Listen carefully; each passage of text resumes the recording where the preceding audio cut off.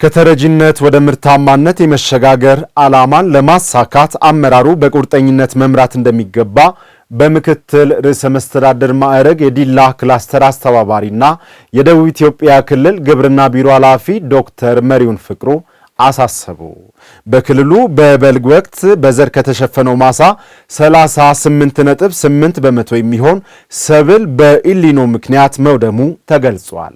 በመኸር ወቅት የእርሻ ስራም መሰል ችግር እንዳያጋጥም ፈጥነው የሚደርሱ ሰብሎችን የመዝራትና ሌሎች አማራጮችን በመጠቀም ዙሪያ በዲላ ከተማ የምክክር መድረክ ተካሂዷል።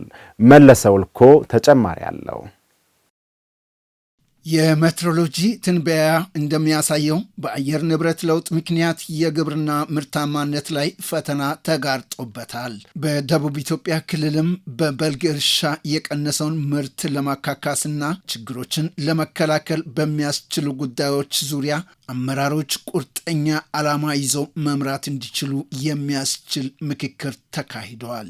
የነበሩት የመኸር ወቅት ስራችን ከባለፈው በባሰ ሁኔታ በአየር ንብረት ለውጥ ችግር ውስጥ ሊገባ እንደሚችል ሳይንስ ሜትሮሎጂ አመላክቶ ባሳየን ጊዜ ከመሆኑ ጋር ተያይዞ ይህንን መኸር መሻገር ህዝባችንን ከአደገኛው ድልድይ አሻግሮ ማሳለፍ ከመሆኑ ጋር ተያይዞ በዚህ ተግባር ላይ እንዴት መስራት አለብን፣ እንዴትስ መትጋት አለብን ብለን ወደምንመክርበት የንቅናቄ መድረክ መምጣታችን አንዱ ልዩ የሚያደርገው ምክንያት ይሄ ነው።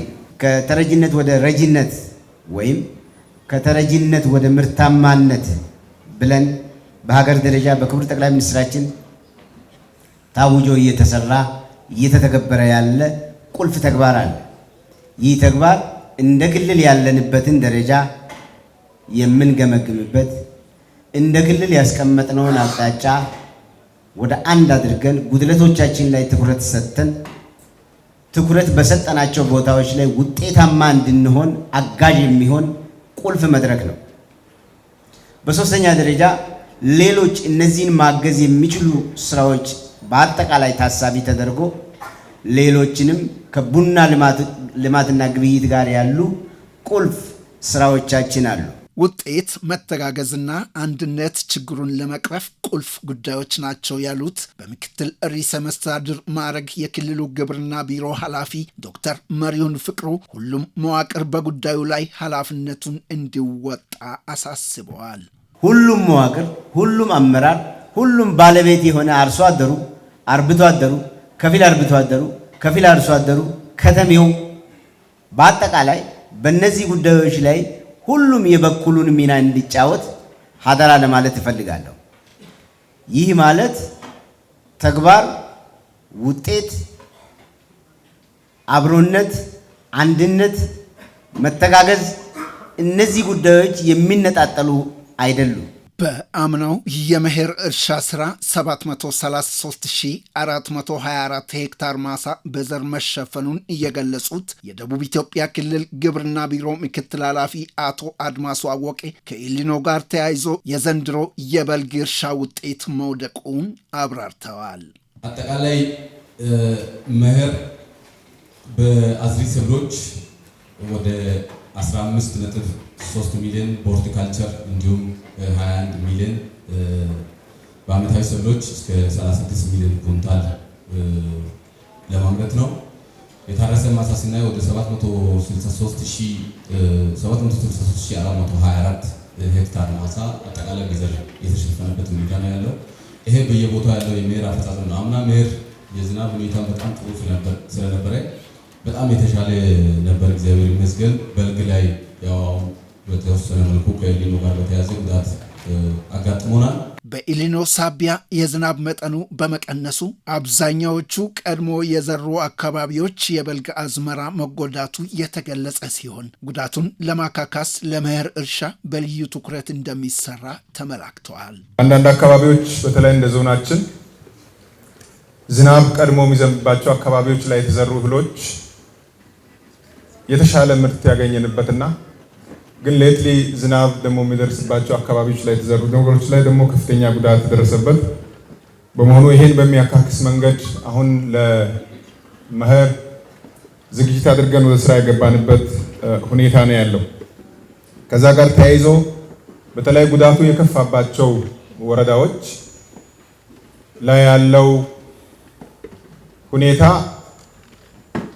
የወደመው እህል አንስቶ ቶሎ ወደ ማረስ ወደ ማሳ ዝግጅት የመግባት ስራዎች ተጀምሯል። እነዚህ ስራዎችን አጠናክረን የምንቀጥለው ነው የሚሆነው። የቀጣይ ያለውን ልኖ በሚገባ በግብርና የሚሰጡ ምክረ ሀሳቦችን ወስዶ በተለይ አካባቢን ፖቴንሻል የልኖን ወቅት ሊቋቋም የሚችሉ ሰብሎች ላይ ትኩረት አድርገን ማምረት እንድንችልና እቅዳችንም ከዛ አኳያ ያንን ሊቋቋም የሚችል ሰብል በየአካባቢያችን እንድናመርት ትኩረት ሰጥተን በእቅድ መመራት አለብን። ለሀገራችን እድገት ጀርባ አጥንት የሆነው ግብርና ምርታማነት እንዳይቀንስ የቴክኖሎጂና የተለያዩ የውሃ አማራጮችን በመጠቀም የኤልኒኖ ተጽዕኖ መቋቋም እንደሚገባ ተመላክተዋል። በግብርናው ዘርፍ የሰለጠኑ ባለሙያዎች ምርታማነትን በማሳደግ የምግብ ሉዓላዊነትን ለማረጋገጥ በትጋት ሊሰሩ እንደሚገባ የደቡብ ኢትዮጵያ ክልል ግብርና ቢሮ ምክትል ኃላፊና የወላይታ ሶዶ ግብርና ኮሌጅ ቦርድ ሰብሳቢ አቶ አድማሱ አወቀ አሳሰቡ። የወላይታ ሶዶ ግብርና ኮሌጅ ለ25ኛ ዙር በተለያዩ የግብርና ዘርፎች ያሰለጠናቸውን 845 ተማሪዎችን አስመርቋል። ለሰይፉ ሳሙኤል ዘገባ ሰናይት አብርሃም።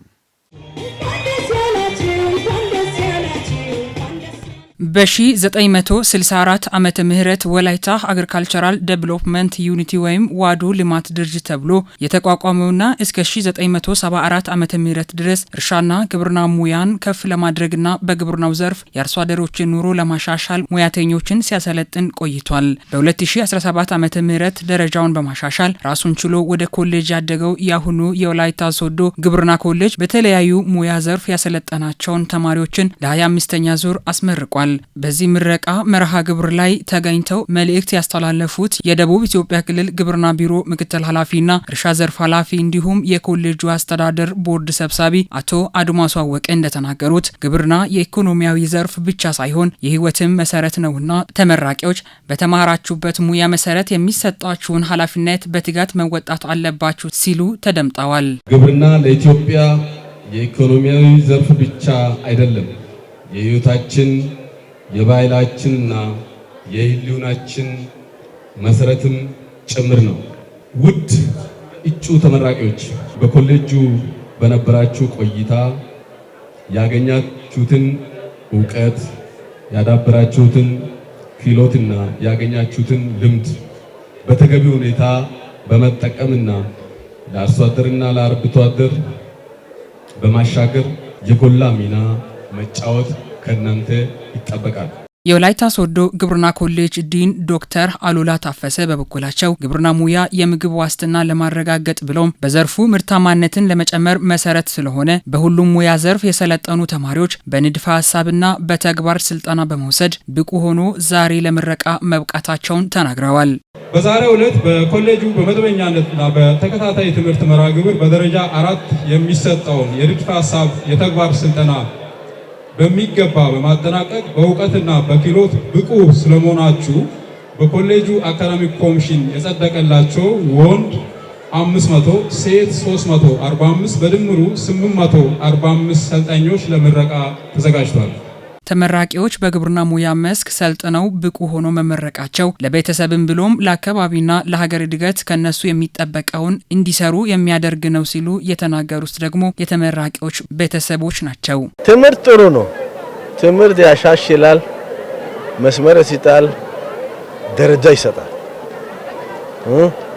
ለሚያስተምረው ለአባቱም ዋና ነው፣ ለተማሪውም መስመር ነው።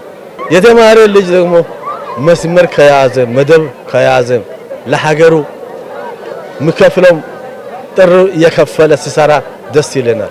የሀገራችን አርሶ አደሮች ከብዙ ችግር ጋር ጥናት ያልታከለበት ስራ እየሰሩ ስለቆየው ለተኛው መሬት ለተኛው ግብዓት ያስፈልጋል የሚለው ነገር ተምሮ ስለወጡ ያን ደግሞ ግብዓቱ ወደ መሬት ሲወርድ ለሀገራችን ጥሩ ነገር ያወርዳሉ የሚል እምነት አለ። በዚህ በወላይታ ሶዶ ግብርና ኮሌጅ የቆየ ኮሌጅ ስለሆነ ከልምድም አንፃር ከበቂ እውቀት አንፃር እዚህ ልጅ ተምሮ እንዲመረቅ በጣም ተመኝቼ ነበረ።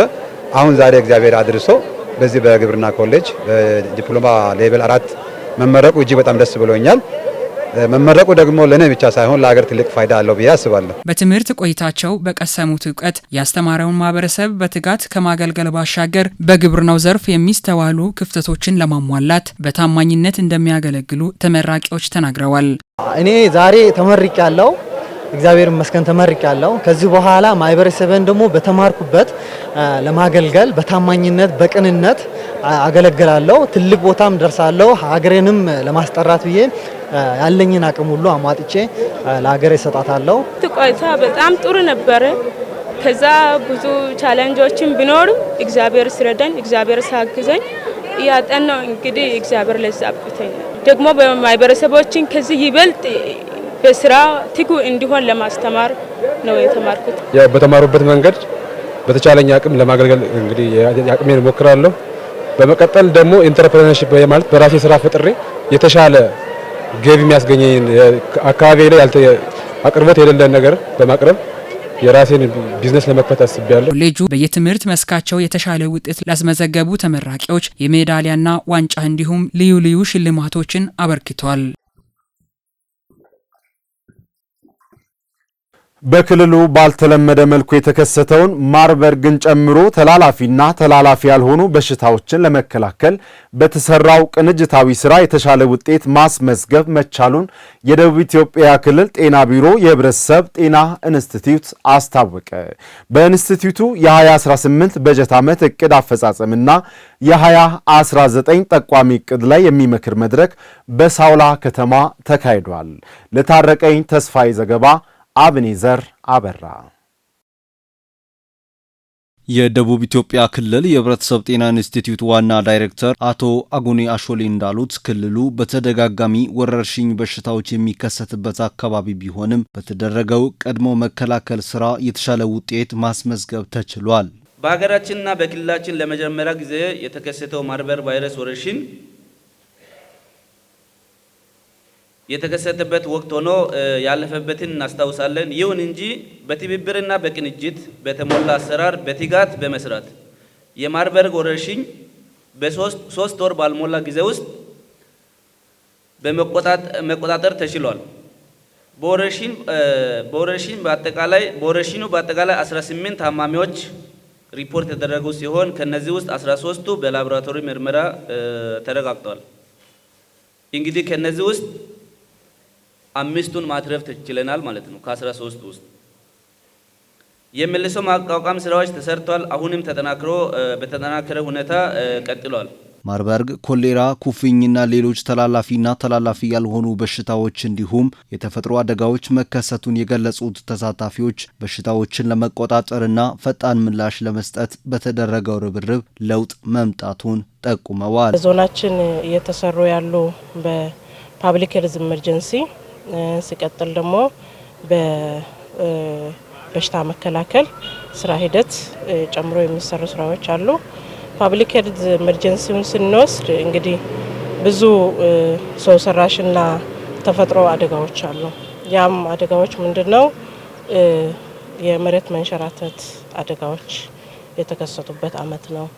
ሲቀጥል ደግሞ ከዚህ ከማልኑትሪሽን ጋር ወይም የምግብ እጥረት ጋር ተያይዞ ምግብ እጥረት በአሁኑ በዚህ ወር ላይ በደንብ የሚከሰትበት ወር ነው።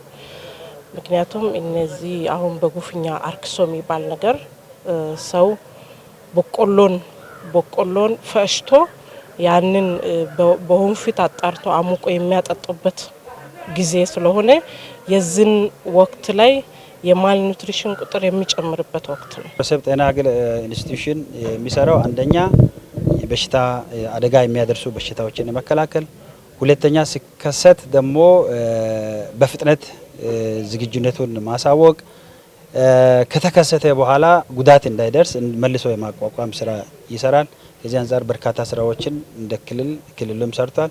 እንደ ዞንም አንድም ጉዳት ሳይደርስ ሰው ሳይሞት በሽታው ሳይስፋፋ ባጭሩ መግታት የቻልንበት አመት ይሆናል። ስለዚህ ከዚህ ጋር ተያይዞ እንደዚህ የተለዩ በሽታዎች አሉ፣ በህብረተሰብ ከፍተኛ ጉዳት ሊያደርሱ ይችላሉ፣ በወረርሽኝ መልክ ሊከሰቱ ይችላሉ ተብሎ የሚገመቱ በሽታዎች እንደነ ወባ አይነት ኢንደሚክ ወይም ከኛ ጋር ለብዙ ጊዜ የኖረ በሽታ እንደነ ልጅነት ልምሻ፣ እንደነ ኩፍኝ፣ ሌሎችም የምግብ እጥረት፣ የህፃናት ምግብ እጥረት፣ የእናቶች ምግብ እጥረቶች በጣም ጉዳት ሊያስከትሉ በአጭር ጊዜ ውስጥ ሰውን ሊያጠፋ ሊገል የሚችሉ በሽታዎች ተብሎ የተለዩ በሽታዎች ላይ ከፍተኛ ስራ ተሰርቷል። በክልሉ የሚያጋጥሙ የተፈጥሮ አደጋዎችን ጨምሮ በሽታዎችን ለመቆጣጠር በተሰራው የተቀናጀ ስራ የተሰጠው ምላሽ የመዋቅሩን አቅም ያሳየና በሀገርና በዓለም አቀፍ ደረጃ እውቅና የተሰጠበት መሆኑ የተገለጸ ሲሆን በቀጣይም መሰል ተግባር ማጠናከር ያስፈልጋል ተብሏል። ከ1.9 ሚሊዮን በላይ ህጻናት በፖሊዮ ክትባት ሽፋን እንዲያገኙ ተደርጓል።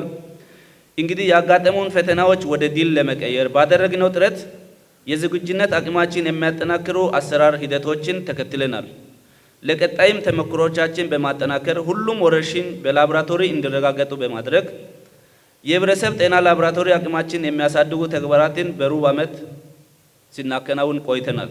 ማርበርጉን እኮ በአጭር ጊዜ ውስጥ በአገር ሼክ ሰው ሁሉ የተደረገበት ነው። ይሄ ማለት በእውነት ለማውራት አመራሩ በመራው ነው። የኢንስቲትዩትም የጤና ቢሮም ማለት ነው። በጣም ጤና ሚኒስቴር ተጨናንቆ የነበረው ኢሴንሻሉም ከፊት ይልቅ ደግሞ እይታ ውስጥ ገብቶ ሲሰራ ከፊት ይልቅ በዛ ኳርተር ላይ የተሻለ የሆነበት ነው። ምን ለማለት ነው? አንዱ ሲስተም መኖሩን ያሳያል፣ ሌላው የአመራር ትጋትን ያሳያል። ይህ ሲባል በክልል ደረጃ ብቻ ያወራሁት እንዳይመስላችሁ፣ እናንተ ሁላችሁ የመራችሁት ነው። ኢንስቲትዩቱ በቀጣይ 2019 ጠቋሚ እቅድ ላይ ከባለድርሻ አካላት ጋር የተወያየ ሲሆን በህብረተሰቡ ዘንድ ጥያቄ ሊያስነሱ የሚችሉ ጉዳዮችን በመለየት ፈጣን ምላሽ ለመስጠት ከዩኒቨርሲቲዎች፣ ሆስፒታሎችና የየዞኖች ጤና መምሪያ ኃላፊዎች ጋር የመግባቢያ ሰነድ ተፈራርመዋል። ዜናዎች አሁንም እንደቀጠሉ ናቸው። ክቡራን ተመልካቾቻችን አብራችሁን ዝለቁ። የህብረተሰቡ ኢኮኖሚ አቅም ግንባታ ላይ የሚያተኩር ፕሮጀክት ወደ ስራ በማስገባት ተጠቃሚነታቸውን ለማሳደግ እየሰራ መሆኑን በኢትዮጵያ ቀይ መስቀል ማህበር የወላይታ ዞን ቅርንጫፍ ጽሕፈት ቤት አስታወቀ። ይህ ፕሮጀክት በዝቅተኛ የኑሮ ደረጃ የሚገኙ የህብረተሰብ ክፍሎችን በመደገፍ በአካባቢያቸው ላይ ያለ ብዝሃ ህይወትን የመንከባከብ ስራ ላይ በንቃት እንዲሳተፉ ያደረገ ስለመሆኑም ማህበሩ አመልክቷል። ይህ ፕሮጀክት በህይወታቸው ላይ ተጨባጭ ለውጥ እያመጣ ስለመሆኑ የተናገሩት ደግሞ በፕሮጀክቱ የሚደገፉ አርሶ አደሮች ናቸው። ዳግም አዴቦ ተጨማሪ አለው።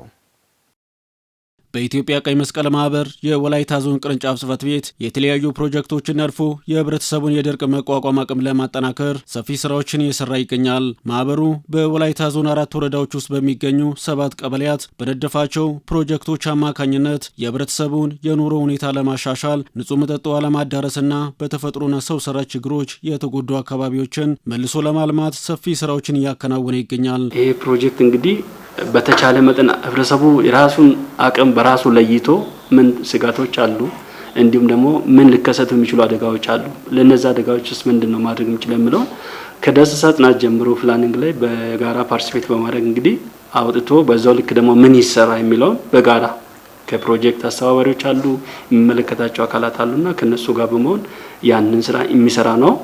ሌላው እንግዲህ ስትሪም የሚባለው ተመሳሳይ ነው አላማው፣ ግን ይሄኛው በተለይ እነዚህ የተራቆቱ ቦታዎችን መልሶ ከማቋቋም አንጻር ችግኝ ጣቢያ በመክፈት እነዚህ 2 ችግኝ ጣቢያ ቶራስ አደቦ ቀበሌና እንዲሁም ደግሞ ቡጌ ቀበሌ ላይ የቀይ መስቀል ችግኞች አሉ።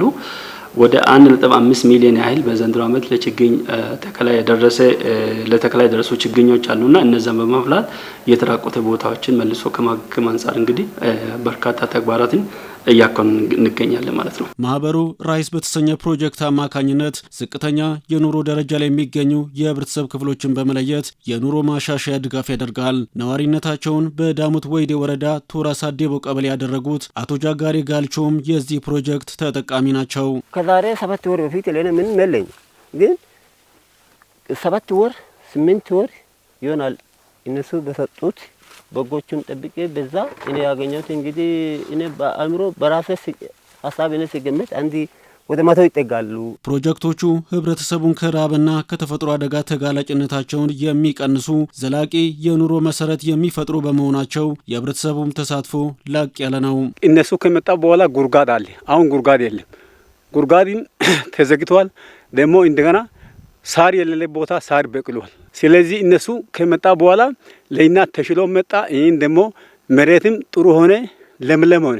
የነሱን ታሪክ ቀይ መስቀል እንደዚህ አድርጎ እንደዚህ ሰርቶ ተጠርጎ የሚሄደውን ጎርፍ የሚወስደውን መሬት አንድ ቦታ ሰብስቦ እንደያዙ የነሱንን ታሪክ አናጠፋም። እኛም ደግሞ ለወደፊት ስራውን ሰርተን ለአካባቢ ለትውልድ ለኛ ለልጅ ልጅ ጠቃሚ እንዲሆን መሬቱን ጠብቀን ለመያዝ አላማ ይዘን ነው የተነሳነው። ፕሮጀክቶቹ ብዝሃ ሕይወትን ለመጠበቅ በሚሰሩ ስራዎች ህብረተሰቡን የስራው ባለቤት የሚያደርጉ ከመሆናቸው በተጨማሪ ለዜጎችም ሰፊ የስራ ዕድል የሚፈጥሩ ሆነዋል። በጣም ለዚህ አካባቢ ድጋፍ እየሰጠ ነው። እኛም ቢሆን ወደፊት ከሰራን ለማግኘት በጣም ጥረት እያደረግን እየሰራን ስላለ ምንም አሁን ደግሞ ይሄ የተራቁት መሬቶችም ቢሆን ከአንድ 2-3 ዓመት በኋላ በጣም ደን እንደሚሆኑ ሙሉ በሙሉ ማለት ተስፋ ነን። እዚህ በመቆየት ከ50 በላይ አቨሬጅ ወጣቶች አመቱን ሙሉ የስራ እድል ያገኛሉ። እዚህ ፖት ያዘጋጃሉ፣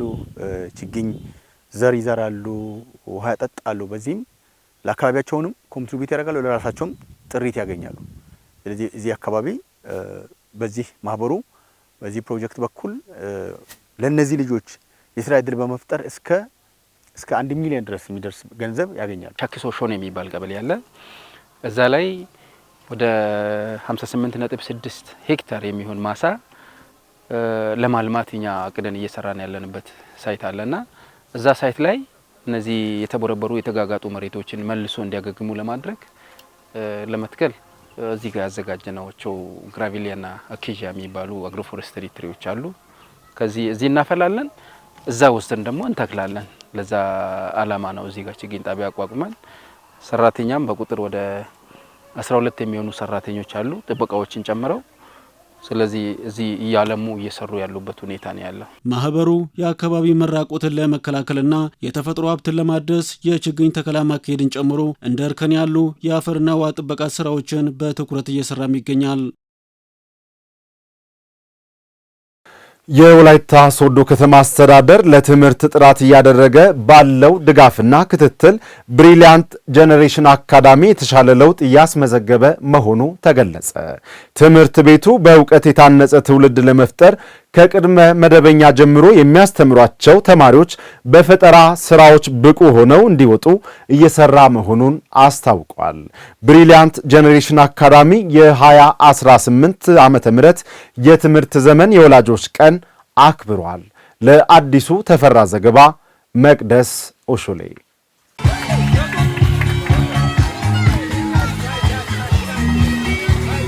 በተሻለ ጸባይና አእምሮ የታነጸ ትውልድ ለመፍጠር ከወላጆች በተጨማሪ የትምህርት ቤቶች አስተዋጽኦ ከፍተኛ ነው። በወላይታ ሶዶ ከተማ ዴሪ መንደር የሚገኘው ብሪሊያንት ጄኔሬሽን አካዳሚ ከቅድመ 1ኛ እስከ 7ኛ ክፍል ላስተማሯቸው የወላጆች ቀን ባዘጋጁበት ወቅት ተመራቂና ሌሎች ያነጋገርናቸው ታዳጊ ተማሪዎች እየቀሰሙ የሚገኙት ትምህርት የተሻለ ነው ብለዋል። ፎዚት ወርድስ እንግሊዘኛ ላይ ተምሬ ጂኤስ ላይ ደግሞ ፓርቲስ ኦፍ ተምሬ ደግሞ አማርኛ ላይ ቃላቶችን መስርቱ ተምሬ ደግሞ ማቲስ ላይ ደግሞ ቼፊስ አይነት ተምሬያለሁ። 54 የኬጂ ተማሪዎች ሲመረቁ በቦታው የተገኙ የወላይታ ሶዶ ከተማ አስተዳደር ልዩ አማካሪ አቶ ፍስሐ ጸጋዬ መንግስት የትምህርት ጥራትን ለማሻሻል ለዘርፉ አስፈላጊ ድጋፍ እያደረገ ነው ብለዋል። ትምህርት ቤቱ ራሱን ማሳደግና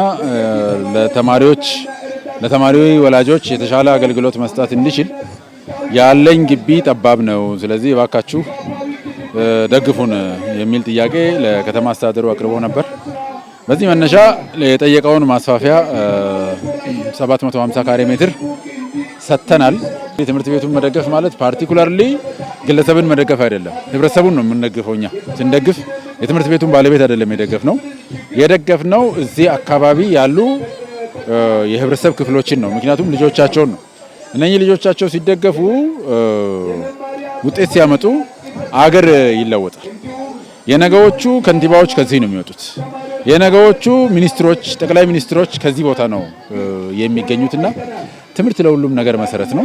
ይሄን መሰረት የሆነ ትምህርት ደግሞ ባለበት ደረጃ መደገፍ ተገቢ ስለሆነ እየደገፍን መተናል። ወደፊትም አስፈላጊውን ድጋፍ እናደርጋለን። 2012 ዓመተ ምህረት ተመስርቶ ለአካባቢው ማህበረሰብ የትምህርት አገልግሎት እየሰጠ የሚገኘው ትምህርት ቤቱ በፈጠራ ስራዎች የላቀ ውጤት እያስመዘገበ ሲሆን ተማሪዎችን የሚያበረታታ የበጎ ተግባራትን እያከናወነ ነው ተብሏል። ብሪሊያንት ጄኔሬሽን 2012 ተመስርቶ በተከታታይ 7 አመታትን ለአካባቢው ህብረተሰብ ሰፊ አገልግሎትን እየሰጠ የቆየ ተቋም ነው። ተቋሙ ከተመሰረተ ጊዜ አንስቶ እስካሁን ባለው በርካታ የአካባቢ ህብረተሰቦችን በመማር ማስተማሩ ስራ ከጊዜ ወደ ጊዜ ለውጥ እያሳየ እየሄደ ያለ ተቋም ነው። ይሄ ተቋም ከተመሰረተ ወዲህ በሳይንስና ፈጠራም በተለያዩ ተማሪዎቻችን ተፈትኖ በክልል አቀፍም 2 ዙር የሚኒስትሪ ተፈታኝ ተማሪዎችን አስፈትነናል። በከፍተኛ ውጤት ነው እነዚህም ተማሪዎች ያለፉት። መተጋገዝን ባህል ያደረገ ነው እየሰራን ያለ ነው።